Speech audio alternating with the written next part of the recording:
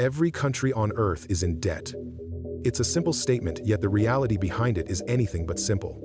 The United States alone owes over $38 trillion, the highest figure in its entire history. The European Union carries a staggering $14 trillion. Japan, nearly $9 trillion. Even countries rich in oil, like Saudi Arabia, or industrial giants like Germany and China, all carry enormous debts. But here's the paradox. If everyone owes money, then who exactly is owed? Welcome to the world where money, power, and history collide, the invisible web of debt that shapes everything we know. Debt is not just a burden or a number on a ledger. It is the very architecture of the modern world. Every war fought, every economic crisis, every boom and bust cycles rests on this invisible scaffolding of promises, IOUs that cross borders and generations. Follow the trail of these debts far enough, and you encounter something unsettling. The world doesn't owe money to a singular entity. It owes it to itself. But that doesn't mean everyone benefits equally. To understand how we ended up with a planet drowning in over $315 trillion of total debt, nearly 3 times the size of the global economy, we need to travel back. Centuries before the first credit card swipe or digital transfer, before Wall Street or the IMF, the concept of national debt was born out of war. In 1694, England was locked in a fierce battle against France, running dangerously low on gold to finance the fight. The king turned to wealthy merchants for help. In return for a permanent stream of interest payments backed by future taxes, these merchants lent money to the crown. To manage this revolutionary new system, the Bank of England was created. This was a seismic shift. The state could now spend money it didn't yet have. In exchange, lenders received something priceless, a promise from the government. A promise that could be traded, bought, or sold. This was the birth of the government bond, the seed from which the entire modern financial system would grow. France quickly followed suit. The Netherlands refined the system. The newly independent United States adopted it to fund its revolution, and later, its westward expansion. National debt stopped being a sign of failure. It became a measure of credibility. The ability to borrow was the ability to govern. Empires once conquered territory to extract gold. Now, they issued bonds to extract interest. The battlefield shifted from soil to balance sheets. Fast forward 3 centuries, and debt has become the world's dominant export. The United States owes $38 trillion. Japan owes over $9 trillion, and global borrowing grows by the equivalent of $1 trillion every 100 days. Every country owes, every bank lends. Every citizen, through taxes, savings, and pensions, is both debtor and creditor. But who, exactly, is holding the other end of the rope? Let's start with the United States because its debt isn't just national, it's global. Of the $38 trillion owed, roughly half is publicly held, meaning owed to investors outside government agencies. About 2/3 of these investors are American banks, pension funds, mutual funds, insurance companies, and the Federal Reserve itself. The remaining third, around $9 trillion, is held in foreign hands. Japan leads the pack, owning about $1 trillion. China follows with roughly $800 billion. Then come the UK, Luxembourg, and Belgium. So when people say the US is in debt to China, it's true, but only for about 2% of the total. The majority of America's debt is owed to America itself. Here's how it works. The Treasury issues bonds. Banks and funds buy them. The Federal Reserve often buys them back, creating new dollars in the process. Americans pay taxes that fund interest on those bonds, which then flow back into American retirement accounts. It's a circular mirror. The debt is real, but the creditor is mostly a reflection of the same system. And this circularity isn't just American, it's global. Japan lends to the US through treasuries. The US lends to Europe through the IMF. Europe lends to developing nations through the World Bank.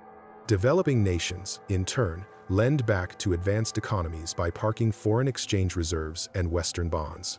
It's a planetary game of hot potato, except the potato is made of promises. Every country holds someone else's IOU. Every promise is backed by another promise. Imagine a poker table where every player borrows chips from the next. The only rule keeping the game alive is that nobody stands up. But there's a fourth layer, more powerful than governments or banks, the markets themselves. behind every government bond sits a vast web of institutions. Hedge funds, pension funds, sovereign wealth funds, and central banks managing tens of trillions in assets. They are the true arbiters of credit. They decide which nations can borrow cheaply and which must pay a premium for survival. When they lose confidence, currencies collapse, governments fall. Entire economies can be restructured overnight. Democracy decides who governs. Markets decide who survives. At the center of this system stands the modern high priest, the central bank. Central banks don't just manage debt, they manufacture it. Every time the Federal Reserve or the European Central Bank buys government bonds, they create new money in exchange. The liability on one balance sheet becomes the asset on another. Every dollar in circulation represents a unit of debt somewhere else. There is no such thing as debt-free money. Every coin, every bill, every digital dollar carries an invisible IOU engraved on its surface. For decades, this loop has sustained itself through one fragile thing: confidence. As long as investors believe governments will pay interest even if they never repay the principal, the machine keeps turning. But what happens when confidence wavers? We've seen it before. In 2010, Greece's government debt became unpayable. Bondholders panicked, yields spiked. The European Central Bank and IMF intervened. But their rescue came with a heavy price: austerity, tax hikes, spending cuts, and mass unemployment. For an entire generation, bailout became another word for sacrifice. In Argentina, repeated defaults turned debt into a national curse. In Sri Lanka, fuel shortages and political collapse followed when the government ran out of foreign currency to service loans. When the system breaks, creditors become visible: the IMF, rating agencies, and anonymous bondholders who hold entire nations by the throat. And yet, even after collapse, the same logic restarts. New loans replace old ones. Old debts are restructured. The machine resets with a new name on the same balance sheet. Because in the 21st century, debt isn't designed to be repaid. It's designed to be rolled over. Governments don't actually plan to pay off their debt. Not now, not ever. This is not conspiracy, it's policy. When you or I take a loan, we're expected to repay the principal. Governments operate differently. They treat debt like a rolling subscription, issuing new bonds to pay off old ones. Economists call this refinancing. Interest becomes the real product, the rent charged for financial stability. The global economy depends on that rent like a shark that must keep swimming to breathe. The US will never clear its $38 trillion debt. It will refinance it forever. Japan has been rolling over its debt for decades, exceeding 250% of GDP, yet its government bond yields remain near zero. Investors aren't waiting to be repaid. They're waiting to renew the deal. Why? Because government debt is the safest collateral in existence. A U.S. Treasury bond isn't a liability, it's the foundation of global markets. Pension funds hold it. Banks use it as security. Central banks treat it as money. The system depends on governments never paying off their debt. Because if they did, the world would lose its most trusted financial instrument. Imagine if Washington suddenly decided to pay down every dollar of its debt. Banks and funds worldwide would lose their most stable asset. The dollar supply would shrink dramatically, triggering deflation and collapse. Paying off the debt would destroy the very thing that makes the global economy function. So governments do the opposite. They keep issuing more debt, not recklessly, but rhythmically. Debt becomes the heartbeat of capitalism itself, pulsing through every pension, mortgage, and market on Earth. That's why when politicians talk about balancing the budget or paying down the national debt, they're selling an illusion. The goal isn't to eliminate debt. It's to keep it sustainable, serviceable, and desirable enough to keep the system alive.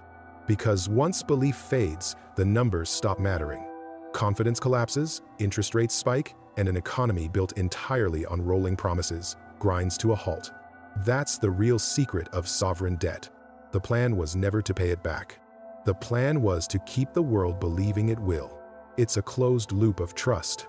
And as long as that trust holds, the numbers can stretch indefinitely. But trust isn't evenly distributed. When we say the world owes itself, that's only half true.